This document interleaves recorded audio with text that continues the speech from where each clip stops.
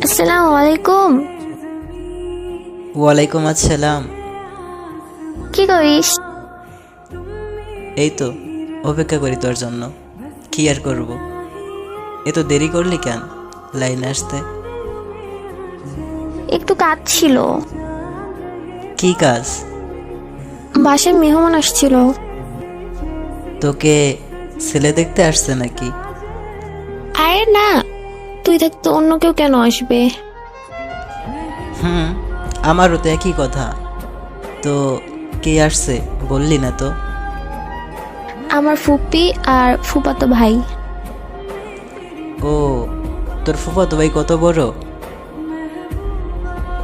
এই তো আমার থেকে 5 বছরের বড়। ও আচ্ছা, তার সাথে আড্ডা দিছো তো টাইম, তাই না? আরে না, আম্মুর কাছে সাহায্য করছিলাম। আম্মু একা একা সব কাজ করবে, আম্মুর কষ্ট হবে, তাই আমি সাহায্য করছি। মিথ্যা বলিস না, তুই তোর ফুফাতো ভাইয়ের সাথে আড্ডা দিছো এত টাইম, সত্যি বল। সত্যি কথা, আমি আড্ডা দেই নাই, আম্মুর কাছে সাহায্য করছি। আচ্ছা, তুই যদি ওই পোলার সাথে আড্ডা দিয়ে থাকো তাহলে তোর মুখে 10টা বরং উঠবে।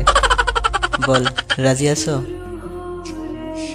তোর চুলের কসম, আমি আড্ডা দেই নাই। তার মানে তুই মিথ্যা বলছো? আড্ডা দেই নাই, সত্যি। তাহলে তুই আমার চুলের কথা কেন বললি? কারণ তুই তো আমার সব। না, আমাকে এসব ছয় নয় বুঝিয়ে লাভ নেই, যেটা বলতে বলছি সেইটা বল। আচ্ছা, আমি মিথ্যা কথা বলে থাকলে তোর বউয়ের মুখে, মানে আমার মুখে 7টা ব্রণ উঠবে। তো এটা প্রথমে বললেই হতো, এত ঘুরিয়ে পেঁচিয়ে বলার কি আছে? তোকে জ্বালাইতে ভালো লাগে, তুই ছাড়া আমার আর কে আছে যে তোকে জ্বালাবে? তুই তো আমার সব। সমস্যা নাই, সময় আমারও আসবে। আচ্ছা, ঘুরতে যাবি? হ্যাঁ যাবো তো। কোথায় যাবি বল? কোথায় যাব সেটা বড় কথা না, বড় কথা হলো আমার কাছে টাকা নাই।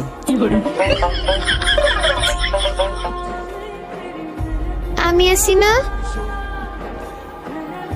হ, তুই তো আমার টাকার মেশিন।